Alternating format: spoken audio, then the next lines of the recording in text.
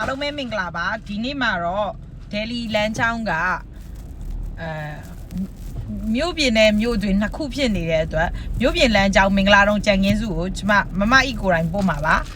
ဒါလေးကတော့သရိုးသားအတွက်လက်မဝက်ပုံတော်အထူကလေးပါဂရီဘာစာတစသရိုးသမီးနဲ့ဂရီဘာစာတစတဲ့ချုပ်ထားတာပါရှင် AC ရဲ့ပုံတော်အထူလေးပါအယောင်လေးက cream color လေးပါရှင်ညီမတို့ကတော့ပမာလို့စင်စွယ်ဝါနတာဝါလေးလို့ခေါ်ပါတယ်ရှင်ဒါလေးကတော့သရိုးသမီးအမအတွက်ပါရှင်သူက10 cm အထူလေးကိုသရိုးသားနဲ့အရက်ညီအောင် oversize နံပါတ်10လေးချုပ်လုပ်ခိုင်းတာအတွက်ချုပ်ပေးထားတာဖြစ်ပါတယ်အခု daily သွားပုတ်မှာဖြစ်ပါတယ်ဒီလို customize ဖက်နက်ကလေးတို့ကျမတို့ AC ဖက်နက်ဆိုင်မှာအော်အဲ့လိုရပါတယ်လိပ်စာလေးကတော့အမှတ်1အရှိအေယုံဗိုလ်ချုပ်အောင်ဆန်းစီစကော့စီရန်ကုန်မြို့ပါဖုန်းနံပါတ်အနေနဲ့3999 238 298နဲ့3999 42626 969ဟယ်လိုလုပ်လို့ရပါတယ်ရှင်နောက်ဗီဒီယိုလေးတွေမှာပြန်လည်ဆုံတွေ့မယ်နော်အားလုံးပဲစိတ်ချမ်းသာခြင်းကိုယ်ကြမ်းမာခြင်းနဲ့ပြည့်စုံပါစေတတာပါ